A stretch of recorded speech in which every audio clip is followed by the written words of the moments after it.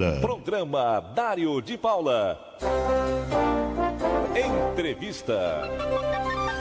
8h22, hora do café favorito. Agora há pouco aqui no programa, nós apresentamos uma matéria especial sobre Novembro Azul e a constatação, principalmente na Secretaria Estadual de Saúde do Paraná, revela que o homem se cuida muito menos do que a mulher. E a estatística mostra que mais homens morrem anualmente do que mulheres. Isso porque nós, do sexo masculino, estamos sempre atentos a outras coisas, ao futebol, à cerveja, alguns ao tabagismo, e cuidar da saúde, nada.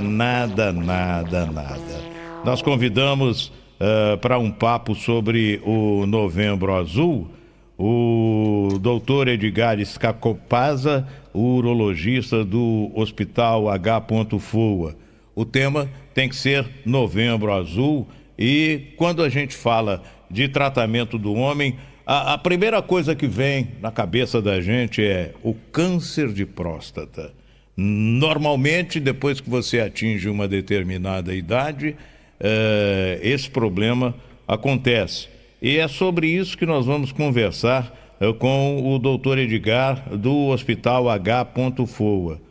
O que todo homem precisa saber sobre o câncer de próstata é a primeira pergunta que eu faço ao doutor Edgar, a quem eu digo seja bem-vindo e bom dia.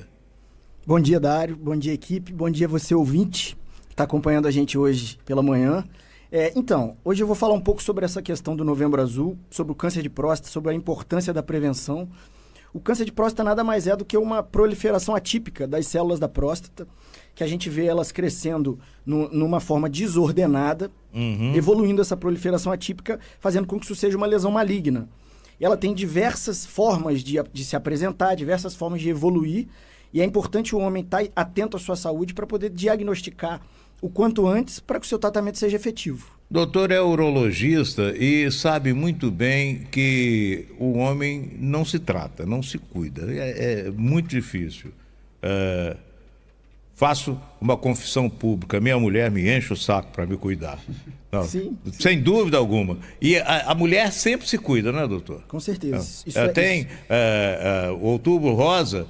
É só mais um mês para que ela se cuide, fazendo o preventivo e tal, a luta contra o câncer de mama, o câncer de útero. E Novembro Azul é para conscientização do homem. Mas quando fala que tem que procurar o urologista, tem que fazer o toque retal, aí o cara, tô fora. Não, o machismo impede que os caras se cuidem, o machismo impera nesse Brasil querido, né? E o doutor, como urologista, deve ter uma dificuldade muito grande para o convencimento do cara. Você precisa fazer. Existe alguma forma do homem se cuidar contra o câncer de próstata sem o toque retal? Então, na verdade é uma gama de pesquisa que a gente faz individualmente de paciente para paciente. O que você falou é coberto de razão. O paciente, ele tem o medo de procurar o médico. Ele é muito incentivado principalmente pelas suas esposas, suas filhas, que levam ele, às vezes, até falam mentira para levar ele no médico. Isso acontece, às vezes, com frequência. Leva a força, né? Leva a força. Mas é muito comum o paciente, por si só, ele não procurar essa ajuda. Exatamente por essas questões que você falou. Às vezes, medo do exame do toque retal digital. Às vezes, por machismo.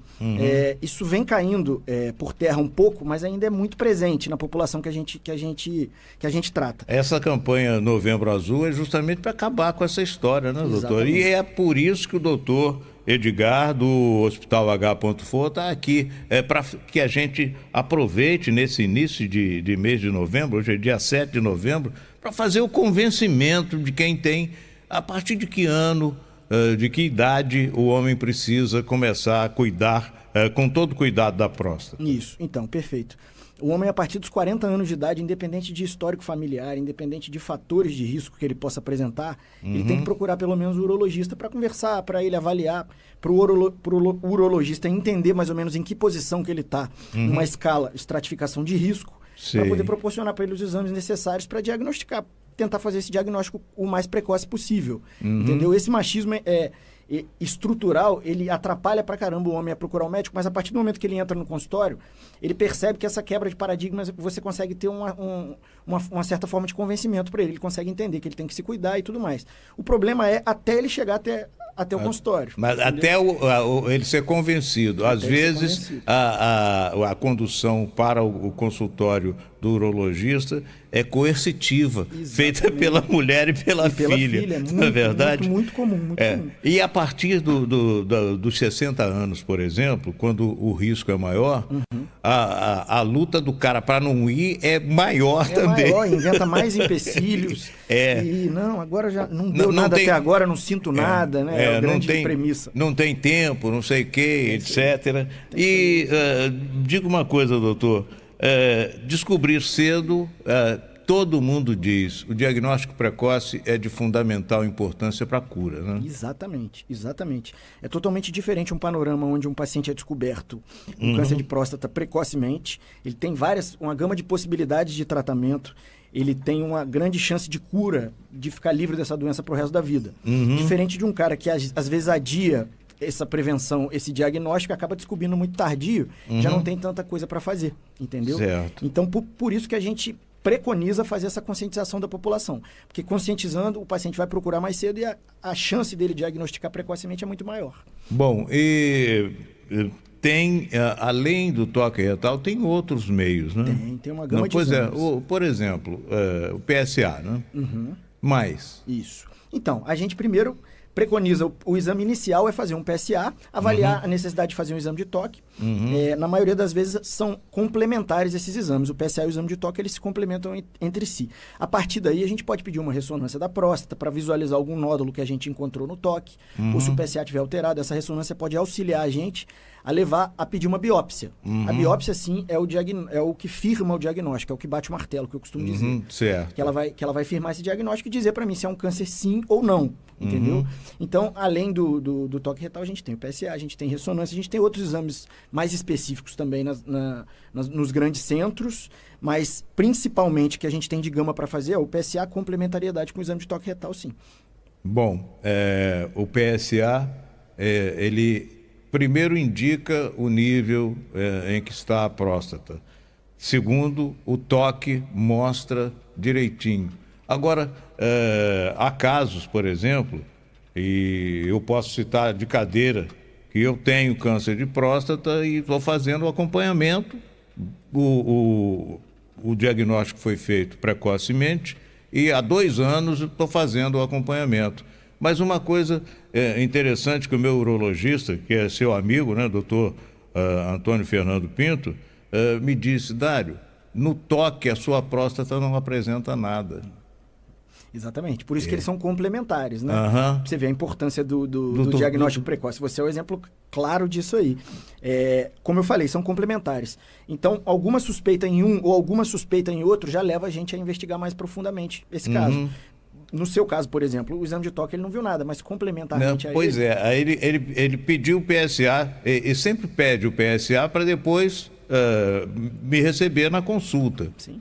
Fez o pedido do PSA. Fiz o PSA, quando houve o problema, tinha passado de 4,30 e tal. Aí ele falou, vamos ter que verificar, tem algum problema. No toque não tem nada, mas aí mandou fazer a biópsia. Isso aí. E aí havia realmente um problema. E o acompanhamento está sendo feito pelo oncologista e pelo urologista. Aí é que eu digo, o senhor é o urologista, doutor, mas a partir do momento que apareceu alguma coisa, é preciso procurar um oncologista também, né? Exatamente. É extremamente importante essa interdisciplinaridade, como a gente costuma dizer mesmo. O urologista ele é responsável pela detecção, ele é responsável pela condução, quando o caso é determinado que a resolução é cirúrgica, né? Mas é extremamente importante a gente ter o pessoal da oncologia andando com a gente de mãos dadas, o pessoal da enfermagem também. Essa interdisciplinaridade é muito importante para proporcionar para o paciente uma qualidade de tratamento adequado, para proporcionar para esse paciente que ele tenha entendimento do quadro que ele está enfrentando e entendimento das possibilidades de cura que ele tem, entendeu? Mas é exatamente isso. Mas, olha, diagnosticou cedo, todas as possibilidades. A gente não diz que há 100% de possibilidade de cura, né? Porque na medicina nada pode ser 100%, mas mais de 90% de chance, não é? Sim, sim, a gente tem grande chance de cura. Claro que varia muito o diagnóstico. Cada pessoa é uma pessoa, Cada pessoa né? é uma pessoa. Isso vai muito em consideração os fatores de risco que esse paciente tem, as comorbidades que esse paciente tem, a qualidade de vida que ele leva. Isso é extremamente importante. É importante dizer também que o câncer de próstata no estágio inicial ele não tem sintoma, ele não vai apresentar nada, o paciente não vai sentir nada. Por isso é importante ele buscar o médico, ele fazer esses exames para, como você, ele detectar precocemente antes dele sentir qualquer coisa. Porque geralmente quando sente alguma coisa é porque já está num estágio grave. Bom, então, muito importante. E a sugestão que o doutor dá para o cidadão, para o homem, a partir dos 40 anos, visitar pelo menos uma vez por ano o urologista. Sem dúvida. Mesmo que não sinta nada. Sem dúvida, sem dúvida. Quando você fizer os 40 anos, independente, às vezes até antes, quando você tem algum sintoma, apresenta alguma coisa mais assintomático, quando você fizer os seus 40 anos, é importante você procurar o seu urologista para ser conduzido da melhor forma, para conversar, para ele colher a sua história, para ele entender melhor o contexto que você vive e poder conduzir o seu caso individualmente daí para frente. Bom, quer dizer, a escolha do urologista deve acontecer a partir dos 40 anos. Isso, exatamente. A partir Bom, dos 40 quem anos nunca já é teve problema urinário não conhece o urologista, Exatamente. mas a partir dos 40 anos, mesmo que não sinta nada. E como é que é essa história de próstata aumentada, doutor? Isso. A questão da próstata aumentada a gente chama de hiperplasia benigna da próstata. É uma doença à parte, diferente do câncer. Benigna coisa nenhuma, né, doutor? Causa muito incômodo, né, na verdade. A gente diz benigna porque não é relacionada a nenhuma neoplasia, que é o câncer. É uma doença que ela é diferente do câncer de próstata, mas ela pode vir junto. Ela pode vir sem o câncer, pode vir só câncer sem a hiperplasia benigna, ou pode ter os dois. O paciente pode ter os dois. São duas doenças que acometem a próstata, mas são individuais entre elas, entendeu?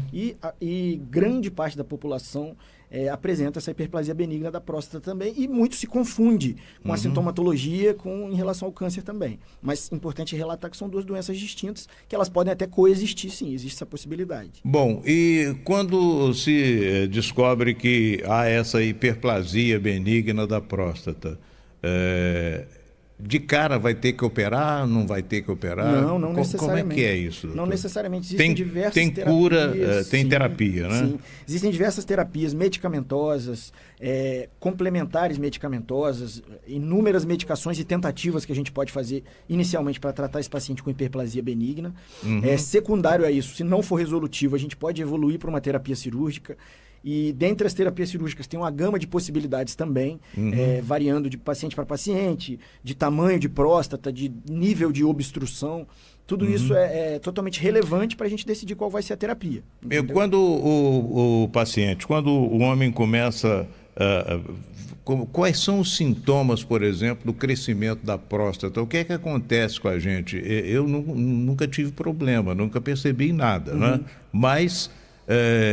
quando a próstata está crescendo, o homem deve sentir alguma coisa. Sente. O que é que a gente pode orientar para o homem que não procurou urologista, mas ele está sentindo alguma coisa que pode ser problema de próstata? E às vezes ele nem sabe que ele já está tão acostumado com aquela rotina que às vezes ele nem percebe que é um problema, né? Exatamente. A gente chama isso de sintomas do trato urinário baixo. Principalmente uma quantidade de uma frequência muito alta de urinar durante a noite, geralmente mais de 2, 3 vezes, ter que acordar para ir urinar. Uma urina com jato intermitente, que o paciente tem que fazer um pouco de força para fazer aquela urina e sai de pouquinho Quer dizer, ele não está urinando de forma normal, não, né? O jato é mais curto. Fino, exatamente. Ele percebe que ou no começo da manhã ou no final do dia, na noite no caso, ele tem que fazer uma força maior para urinar. Alguns pacientes têm que sentar para urinar. Esse jato intermitente, essa nictúria, essa hesitação, às vezes o paciente acaba de sair do banheiro e dá vontade de fazer xixi de novo, terminar de urinar. Uma outra coisa que a gente chama de gotejamento pós-miccional também, que o paciente bota a cueca e percebe que molha um pouco a cueca. Aquela história que a gente, mulher, que dizia, o último pingo é sempre da cueca, doutor. Isso aí. Isso quando aumenta muito é um sinal também que pode levar a gente a pensar numa hiperplasia benigna, tudo isso. Quer dizer, isso aí é uma orientação que a gente está dando para você, meu amigo, que não procurou urologista, para você que tem preconceito e tal, a gente está passando isso para você. não é verdade? É verdade. E agora, vamos falar sobre o H.FOA, doutor. Doutor é urologista do H.FOA, que é um dos hospitais da região que trabalha com cirurgia robótica. E eu entrevistei até essa semana no podcast que eu faço lá no estúdio da FOA, um doutor especializado em... Como é que chama? Meu Deus do céu, agora cabeça de velho é um problema sério. Mas ele é o cara que comanda a cirurgia robótica. Doutor Heitor. Doutor Heitor. Isso, obrigado. Doutor Heitor foi com quem eu falei. E ele não é urologista, né? Não. Ele é cirurgião geral. Cirurgião geral. Mas faz cirurgia de hérnia. De hérnia, exatamente. Da parede abdominal, Isso. ele é especialista. E ele é o cara do Da Vinci, que é um Boeing em termos de cirurgia robótica. E o hospital, o H.FOA, faz a cirurgia robótica, inclusive, em alguns casos, pelo SUS. Isso. Agora, a cirurgia do câncer de próstata, que era feita antigamente invasiva e tal, hoje no H.FOA é feita pelo robô. Pelo robô não, o especialista opera no robô. Opera Isso. Através do robô. Exatamente. E o doutor já encaminhou muita gente para isso no H.FOA ou o movimento ainda não está desse jeito? Pelo contrário, a gente está se aproximando da 200ª cirurgia já. É mesmo? 200? Robótica no HFOA. Uhum. A gente está próximo disso, eu não tenho exato número agora para te dizer, mas a gente está caminhando para isso. E a gente tem uma associação muito grande lá, o pessoal da cirurgia geral, a doutora Luciana Guimarães, o doutor Heitor Santos, que são grandes nomes aí da parte da hérnia na cirurgia robótica, e nós da urologia também. Uhum. Temos o doutor também grande. opera ou não? Opero. Opera no robô? No robô. É mesmo? SUS, exatamente. O seu treinamento já foi feito aqui ou foi feito Meu antes? treinamento foi feito aqui. Na verdade, quando eu me formei, eu já iniciei o treinamento da cirurgia robótica na certificação. Uhum. E eu consegui finalizar o meu treinamento aqui. Uhum. Entendeu? E agora o doutor Heitor, ele inclusive dá o certificado para o cirurgião trabalhar no robô. Isso, nesse depois da que você 20, faz né? toda aquela certificação, todas aquelas aulas, toda aquela parte teórica e parte prática, você faz um teste para você passar a exercer, a ter essa certificação. O HFOA foi muito importante para a saúde da cidade por conta disso.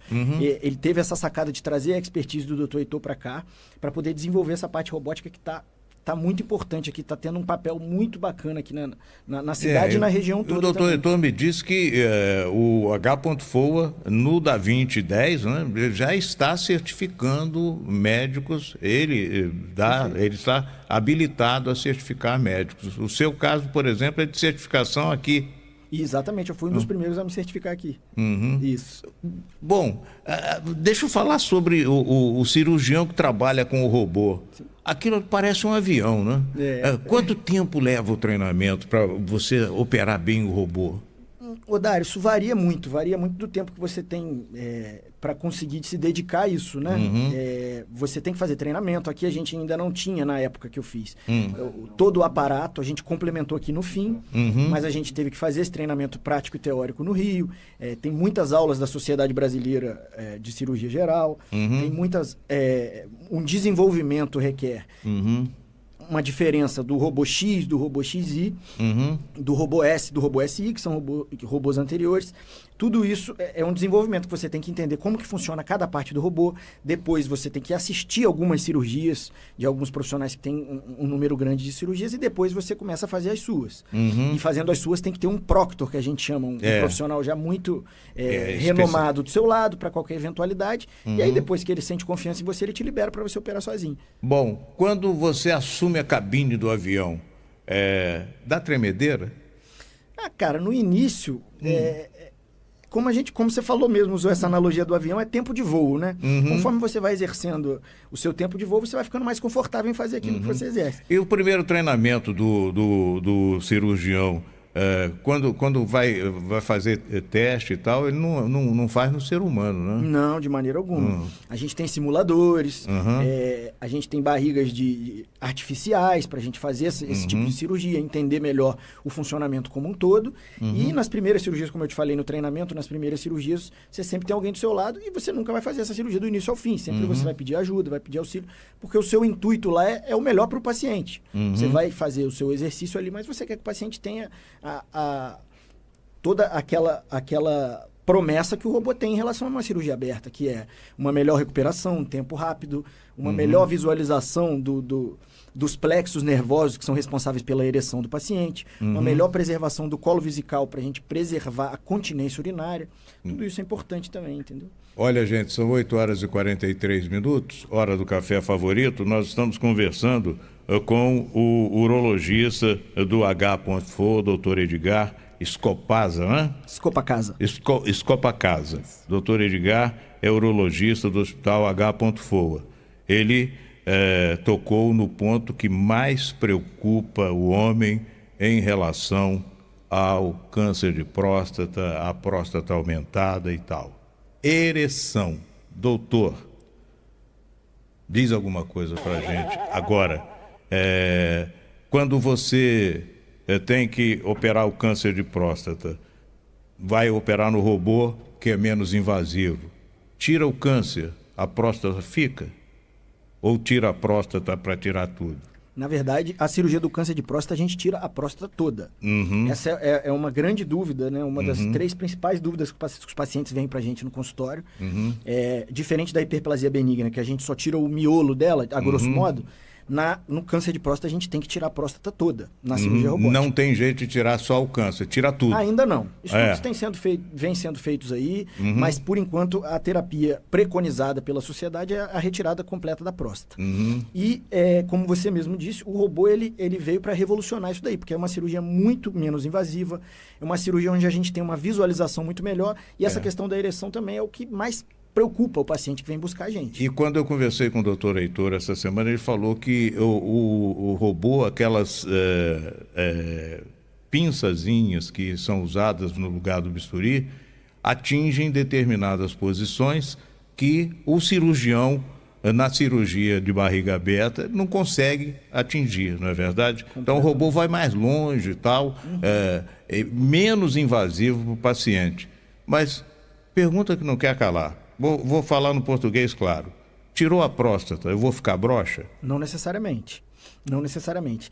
Na cirurgia robótica, para o cirurgião, a gente tem uma visualização muito melhor, um conforto melhor para poder operar, além de atingir algumas situações, alguns locais que a gente não consegue atingir numa cirurgia aberta ou numa videolaparoscópica. Sim. Então, nessa cirurgia robótica, a gente consegue visualizar por onde passam os nervos responsáveis pela ereção, a gente chama de feixe neurovascular, dos dois lados, e, dado ao caso, a variação do caso, se necessário, a gente pode ter que retirar esse nervo, caso tenha uma invasão.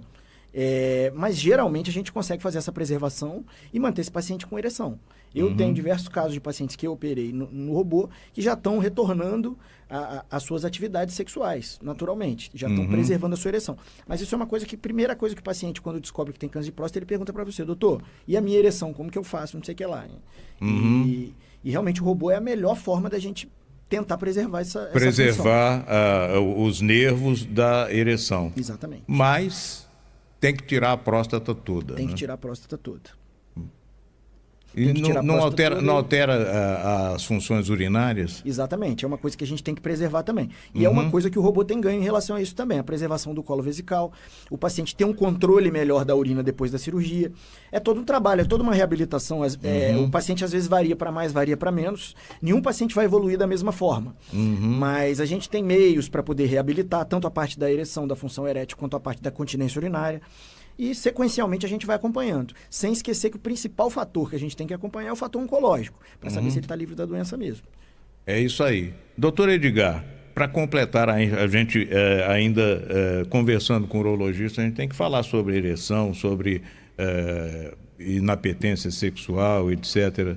O homem, depois que passa dos 70, ele já começa a ter uma dificuldade realmente, não é? Tem solução? Sempre tem solução. Sempre tem solução, a gente tem que ver. claro, avaliar caso a caso, né? Mas o paciente realmente, a partir dos 50 anos, ele vai tendo uma queda dos seus níveis de testosterona naturalmente. E é importante o paciente ter uma qualidade de vida boa. Qualidade de vida boa, eu quero dizer, o paciente fazer atividade física, o paciente se alimentar bem, ter uma boa noite de sono e não ter tanto estresse, ansiedade no dia a dia. Eu sei que é uma realidade difícil de dizer até, a gente tentar atrelar isso tudo, mas fazer o nosso máximo para ter essa qualidade de vida melhor. E isso vai refletir também na nossa saúde e principalmente nessa parte de função erétil. E é extremamente importante individualizar caso a caso, porque cada paciente vai apresentar uns exames laboratoriais, umas comorbidades. Tem paciente que o diabetes atrapalha muito também, por exemplo. Tem paciente que tem disfunção erétil por outras doenças que afetam da parte urológica também. Tem paciente que é só por falta de vergonha na cara, como a gente pode dizer a grosso modo também. Então, cada caso é um caso, como eu te falei. Então, você tem que entender melhor o paciente, entender as dores do paciente, para você tentar tratar isso da melhor forma possível, entendeu? Eu conversei um dia com um cara de 80 e poucos anos e falei com ele sobre essa questão mesmo. À medida que o tempo vai passando, a disfunção erétil vai acontecendo, não é? Ele falou, e o problema é o seguinte, a vontade está na cabeça. Aí você tem vontade, mas não tem o atendimento físico. A função, né? A função. Isso aí. E acontece, né? Acontece muito. Acontece isso e acontece o inverso também. A gente tem visto hoje em dia um crescente casos de pacientes jovens que apresentam disfunção erétil. Pelo contrário do que você falou, a cabeça às vezes não responde o que o corpo poderia responder. Então, grande parte Quer dizer que acontece com o jovem também, né? Muito. A gente fala que é uma causa psicogênica, né? Os jovens têm tanta ansiedade hoje em dia com o imediatismo que as coisas são, que acabam tendo disfunção erétil e a procura é muito grande. Pacientes com 20, 30 anos relatando disfunção erétil e com as funções todas normais, entendeu? Diferente desse caso na cabeça. de 80 anos que a cabeça é boa e às vezes o organismo órgão não ajuda. responde da forma como a gente não gostaria. ajuda, né? Exatamente. Então a gente vê os dois casos, tanto com a cabeça de uma forma e o corpo de outra, quanto com o corpo de uma forma e a cabeça de outra. Olha que revelação, quer dizer que tem jovem que está broxando cedo. Sim. E a causa básica é ansiedade, causa psicogênica. Olha a covardia, Pois é, esse operador é um sacana, né? Doutor, prazer, doutor Edgar, que coisa boa conversar sobre isso com quem entende, com quem consegue desenvolver o assunto. Você conversar com quem domina o assunto é a melhor coisa do mundo, não é verdade? A conversa flui, né? A conversa flui. Olha só, 8h50, hora do café favorito. Eu quero agradecer ao doutor Edgar Escopacasa. É difícil, né? Eu sei. Doutor Edgar Escopacasa, que é urologista do Hospital da FOA, que está aqui acompanhado do Felipe Ferrão, da Carol, da Ana, da equipe do marketing, a turma do nosso Alexis no marketing da FOA, da Fundação Oswaldo Aranha. Um abraço para o Eduardo. Eduardo está ligado no programa, ele acompanha o nosso programa pelo canal no YouTube sempre. E sempre manda mensagem para a gente. Eu quero agradecer a gentileza do doutor Edgar, o papo foi muito legal e eu acho que a gente podia conversar de novo ainda nesse mês de novembro, porque a conscientização do homem é necessária, muito necessária, porque o homem não se cuida, né, doutor? É isso aí. Principalmente em se tratando de procurar urologista, tem... Mais ainda, né? Tem uma série de coisas que... restrições e desculpas e... Né? Tem que acabar com isso, não tem? A conscientização é o primeiro passo. E a gente percebeu mesmo esse padrão dos homens não frequentarem com tanta assiduidade, talvez por medo, talvez pelo tempo, mas alguma desculpa que o homem inventa. E o H.FOA determinou agora no mês de novembro para a gente uma condição, né? Uma condição de facilitação para o paciente, onde ele vai ter consulta com o urologista, exame de ultrassonografia, exame de PSA, tudo a preços mais acessíveis por conta disso, para a gente proporcionar para a população da cidade maior busca, maior investigação da sua própria saúde e facilitar para esse homem vir buscar o cuidado dele com a gente. E é importante também que o H.FOA tem convênio com vários planos de saúde. Eu sei que o Plamesc, por exemplo, está fazendo um trabalho legal de parceria com o H.FOA, outros planos de saúde também, e em alguns casos, o atendimento pode ser feito pelo SUS, não é Sim, verdade? sem dúvida. A gente atende pelo SUS, a gente faz a cirurgia robótica também pelo SUS. E no Centro Médico do HFO, a gente atende pacientes particulares e também de todos os convênios. Bradesco, Sul América, Amil, o próprio Plamesc, que tem um convênio bacana lá também. Então, o intuito mesmo do doutor Eduardo, doutor Heitor, do pessoal do HFO, é trazer mesmo para a população de Volta Redonda, proporcionar para eles uma melhor condição de saúde, melhorar a saúde da cidade, fazer com que esse paciente busque cuidar da própria saúde e assim cuidar da saúde da sua família também. E o caso da cirurgia robótica é de fundamental importância para mostrar que o H.Foa é um hospital de alto nível, apesar de ter sido adquirido muito recentemente pela Fundação Oswaldo Aranha. Um abraço, doutor Edgar, prazer recebê-lo aqui. Muito obrigado, Dário, muito obrigado, equipe, muito obrigado ao ouvinte hoje que está ouvindo a gente aqui. E se conscientize, se você incentivar os seus colegas a procurar urologista e você também se cuidar. Isso aí. Com Dário de Paula, a sua